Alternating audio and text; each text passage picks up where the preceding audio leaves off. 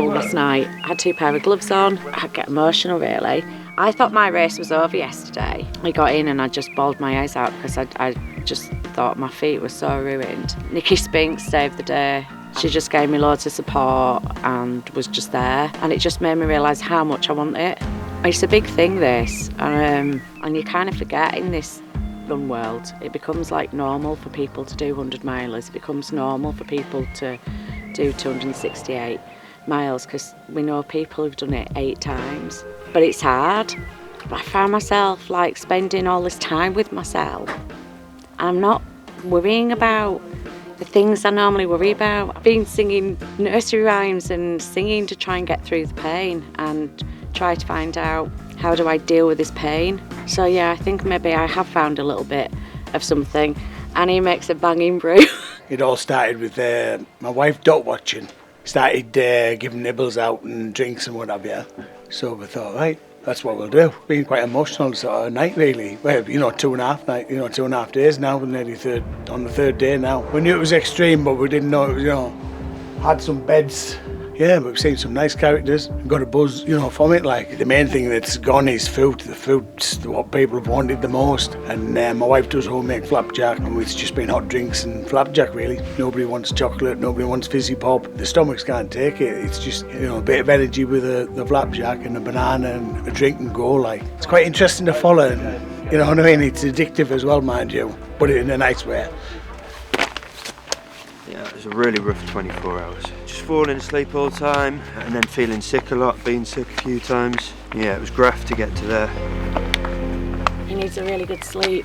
I'm hoping I might just be able to cheer him up a little bit. It's hard when you're like that. I've been in tears and you can't figure out how you're going to get through, your feet hurting, but I don't know, somehow you do, step by step, no matter how slow.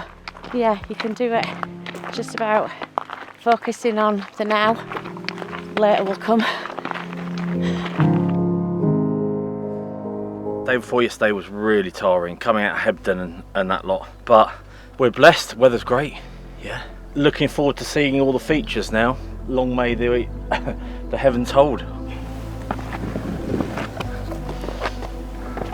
Amazing that 4 hours is plenty of sleep. Real mixed bag, as in like, sometimes it's possibly it's like really, really dark, and other times, like today, it's like just really lovely. Everything hurts a bit, some more than others. Yeah, no dry feet around here, that's for sure. I feel cheated because I didn't sign up to the winter spine, and yet it's almost been wintry at points. But I think we've got the autumn spine. Yeah, the autumn spine. Autumn, I don't know which. Yeah. A few niggles, a few blisters, but other than that, we're going through a good patch. Yeah. And it only gets worse from here, but that's fine.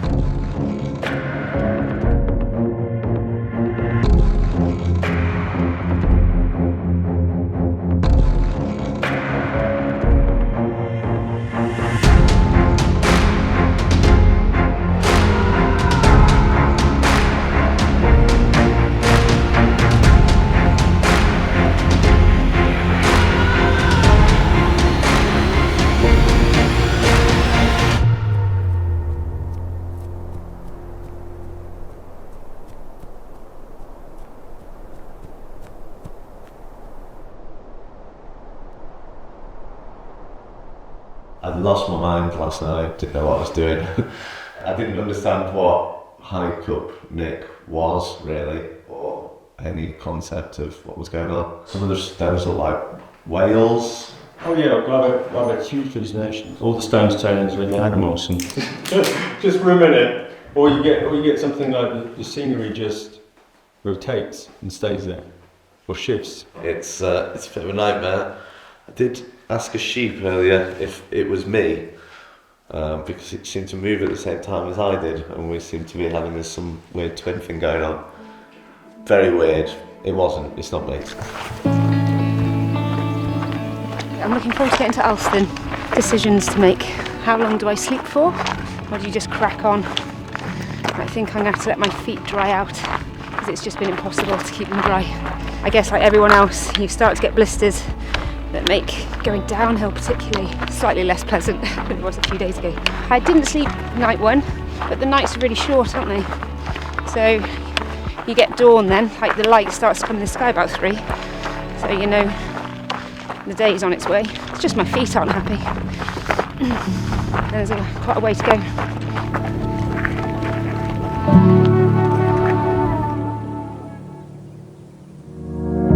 Just trying to get to the next checkpoint as quickly as we can while not sort of pacing ourselves. So many different strategies people do. It's hard to know what's the right thing. Should we sleep more? Should we just plow on through the night? Different people seem to do so many different things that I'm not sure what the best bet is quite often. There's a lot of thought that goes into different strategies. We're part of like a walking club, and so we met there.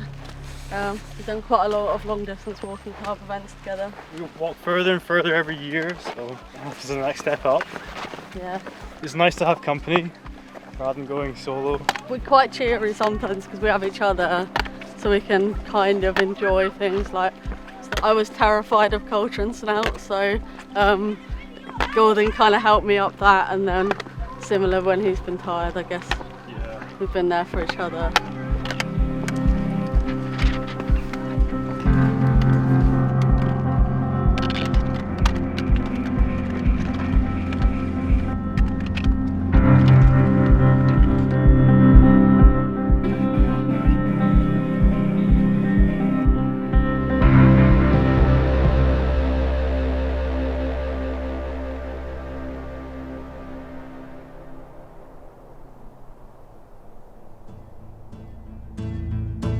This is the 5th spine event I've done. It's like by far the most difficult. Just the going, the ground. It's like it's the worst I've seen it. So I've had wet feet for 3 days. So I've managed to dry them out now and change my socks. I've got to get to Bellingham. I've got myself a bit worried now because there's a 36-hour window for the next 90k. So I need to make sure I'm there for 2 AM Friday. The challenge is on. It's not supposed to be easy, is it?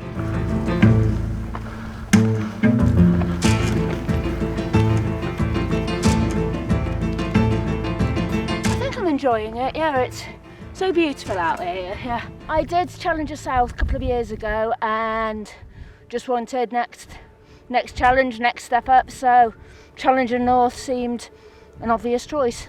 Keeping going, keeping moving, yeah, not wanting to get too close to those dreaded cut-offs.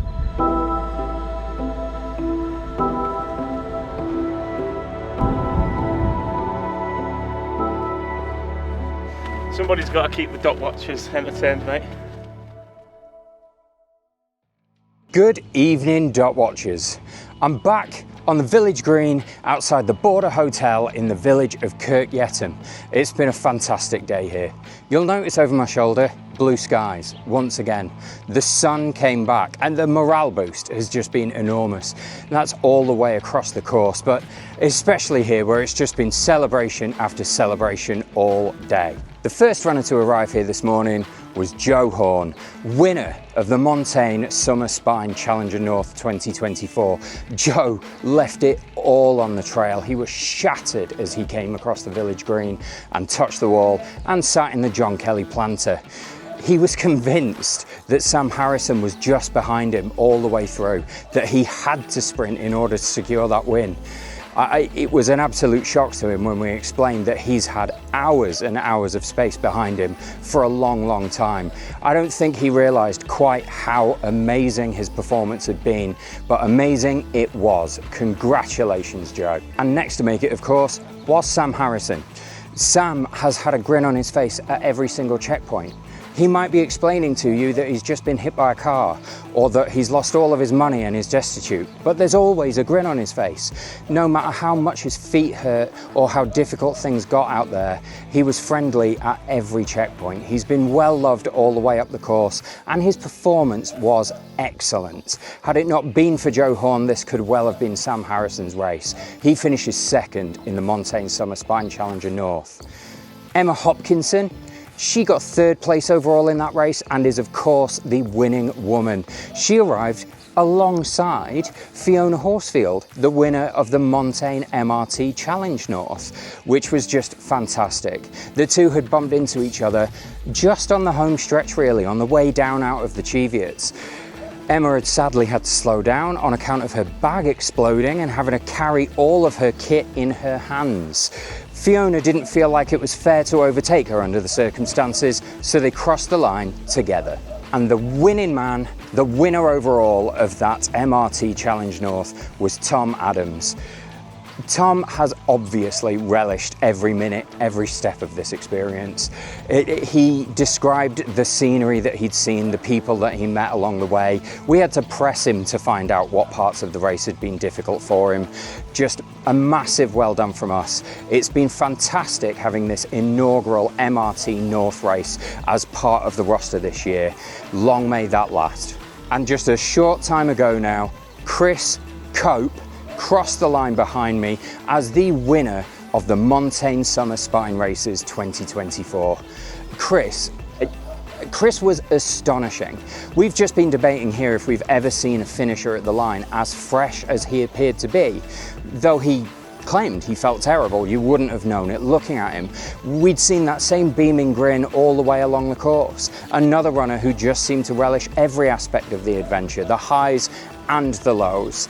Chris, you were absolutely amazing. Congratulations from everybody here at the Montane Spine Race. Now, of course, I'm well aware that as much of a party as we've had up here in Kirk Yetholm, we've still got runners spread way over 100 miles down the course, many of whom are fighting against time, fighting against the cut-offs ahead of them in the checkpoints, fighting against the accumulated damage of step after step, mile after mile, day after day, rain shower after rain shower.